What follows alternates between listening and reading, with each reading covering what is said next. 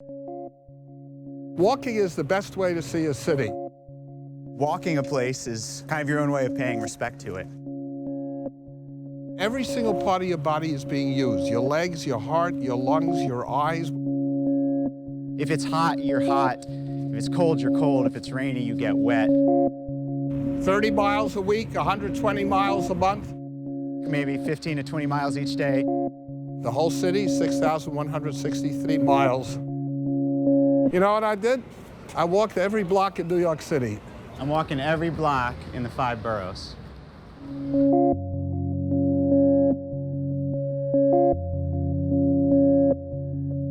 So all the red stuff's what I walked. Oh, wow. You serious? The lines kind of get thick when you zoom out, so it looks like I've, walked everywhere. But as you zoom in, you can see the areas that are still left to be walked. This is a map that I use that has every street enumerated here so that I know where I'm going at all times.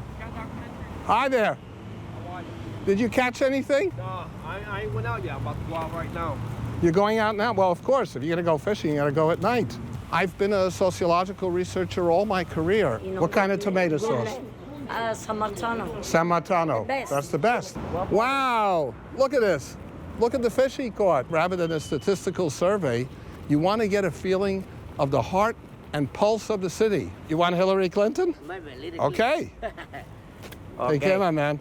And that you can only get when you're walking around and talking to the folks who live here. People said to me sometimes, why don't you just walk 1 hour and call it a day?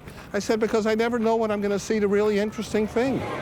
Which feast is this? For which saint is this feast? Which San Antonio. San Antonio, that's San Antonio. it. Okay. You want the sweet sausage? I like you moving. It's the world's greatest outdoor museum. People here come from more than 150 lands. And the great thing is that New Yorkers feel like they're part of a small town, but they're also part of an incredibly big city. Hi,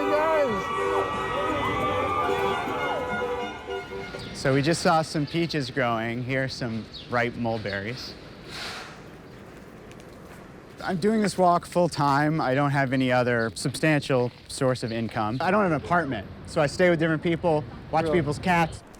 Kind of the reason that I quit my job was because I couldn't just sit at the computer all day anymore. It's like a whole grocery store vegetable section. When you're an engineer and you're sitting in a cubicle all day, nobody asks you, don't you ever get bored? But when you're walking, people say, oh, isn't that boring? You can see there's kind of a faded ad up there, meet me at something.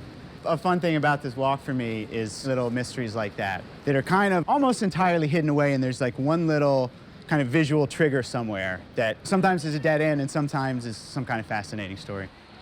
Presumably it was just a family burial ground. So, there's a bike rack, but it used to be a parking meter. Each pair of these dots denotes that the city's come and they've treated to get rid of West Nile virus. So this is a monk parakeet nest. The story is that some shipment of them escaped from JFK.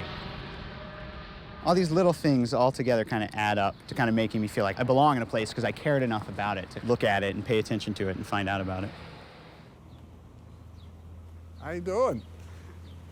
Good to meet you, Bill? Bill. Matt. Matt? Yeah, pleasure to meet you. You look like you do on your website. What are you wearing, a timber? I don't know. These are some. Yeah, these are some urban kind of shoes. shoe. Yeah. I was very interested to know that somebody else was going to do this. Yeah. Likewise. This was a very interesting story. I passed by the set of offices for doctors and dentists, and it was called Decent Medical Services. I took a picture of that. You're kidding. I'll find it. This is an exceptionally modest sign. Hey, you got it. That's hilarious. Yeah. Decent dental services. You have a view up there of the whole skyline? Come take a look. Awesome. We call this the 8th wonder of the world, so, Oh, wow. Oh my God.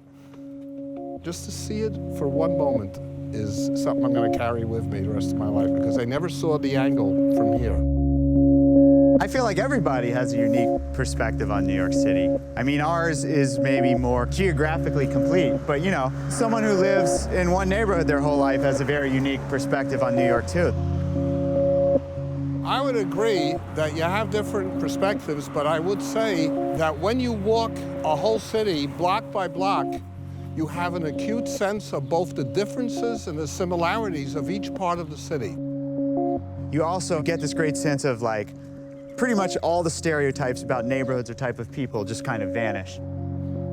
People told me that people are not going to talk to me in New York. They're busy, they're running around, and they're nasty. Right. All that turned out to be false.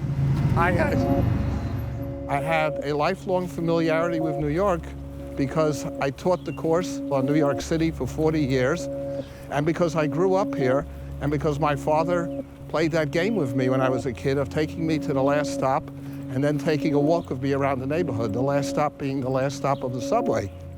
From doing that, I learned to love and know New York. I'm never gonna understand New York. That's not the point of this walk, to like know the city.